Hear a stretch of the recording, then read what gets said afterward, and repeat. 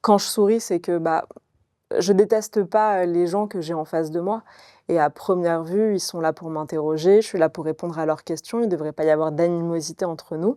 Parfois, au fil d'une interview, on s'aperçoit qu'en fait, la personne en face est là, non pas pour vous interroger, mais pour, Ou faire un procès. ouais, pour faire un procès, que c'est des procureurs en face. Voilà, je vais pas citer le service public, même si, ce serait facile, mais je Là, pense que ouais, tout le cette monde a en interview tête. sur France Info, là, où vous êtes face à 3 femmes qui clairement se liguent contre Ouais. vous.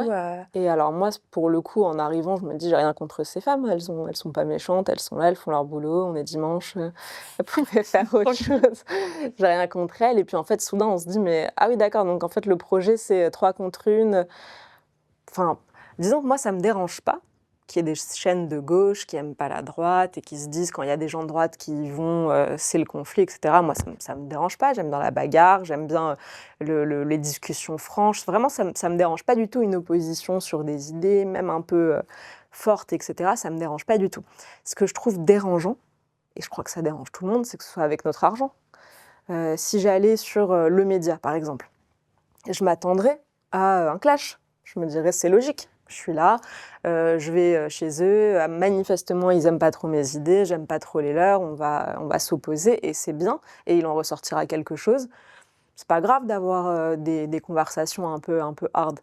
Les gens se font une idée, ils peuvent comprendre, parfois ça peut même mieux permettre de faire ressortir une idée qu'avec, des intervieweurs qui seraient d'accord avec tout et où on voilà. Hem Mais là, c'est quand même l'argent des gens, quoi, donc Ouais. il y a un côté un peu choquant de se dire: «On se fait tous insulter», pas moi, mais tous insultés par des gens qu'on paye. Ça, c'est absolument lunaire. Pour moi, vraiment, ça n'a plus du tout lieu d'être. Heureusement, je le pensais avant, on peut pas me soupçonner de vouloir les privatiser parce que je suis allée, mais ça n'a absolument plus lieu d'être. Ça ne devrait pas exister. On ne devrait pas payer avec notre argent pour ces gens.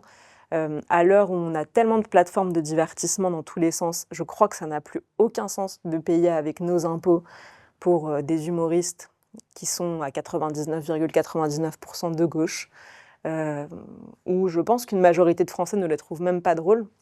Mais voilà, si encore ça existait par ailleurs, c'est pas grave, hein, il y a plein de salles où il y a des one man show pas drôles. On n'est pas obligé de payer. Là, vous êtes obligé de payer pour des trucs qui vous font pas rire, on vous insulte, vous êtes en désaccord.